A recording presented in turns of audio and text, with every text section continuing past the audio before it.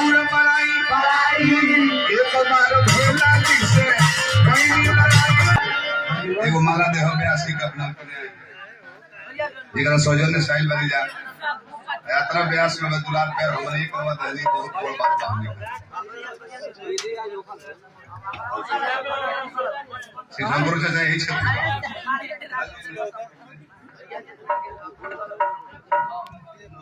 ये है जब कौन हम निकाल बनी जा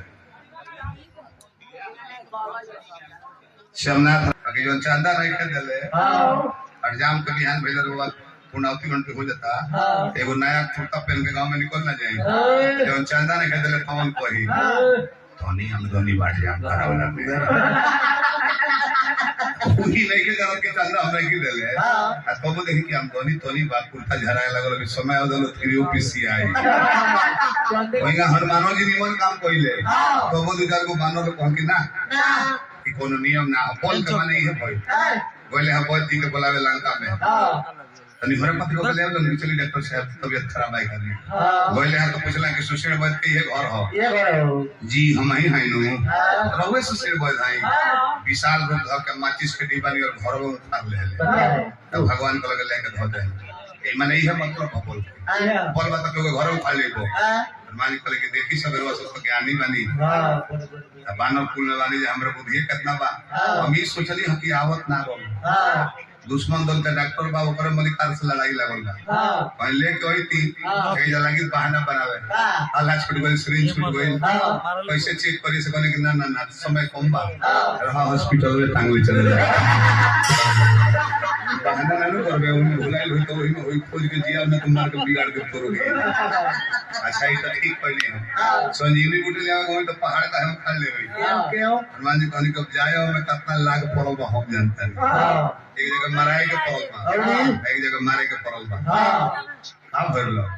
काल में भी साधु बन कर रास्ता रोक ले मारे के पड़ल लौटाने में भरत दीवार दे हम गिर गए नीचे आवत आवत भूर हो गई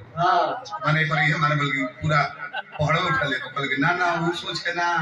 हम ही सोच रहे कि ये दवाई लेके जाता नहीं बहुत ले पहुंचे जरूरी बा ये बोले कोई आइला पर कहती बीमारी बिगड़ गइल बा एंटीबायोटिक 2-4 को बूटी एक्स्ट्रा लगी है में तो कहने कि ना ना ना मेडिकल टांग ले चलो जब वो लगे तो वो में से रोज की खियावा जियावो ना तो ये बिगड़ले तो मार के बिगाड़ के जब पैदा ही भूल जाता सकल गुण निधान में का बुद्धियों का राजा तो कतन वाले पड़ी है पति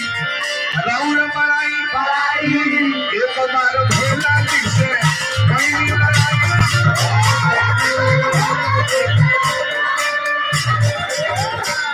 लगे बुझातार समय आ गई हमर पर वही कृपा हो कि मनोरंजन के तेरे रमिन के अरे भागवत के लकी रे महानी आओ ये महावीर शब्द में हुक्म लगानी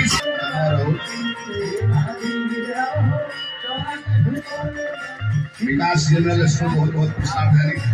हार्दिक प्रणाम बताइए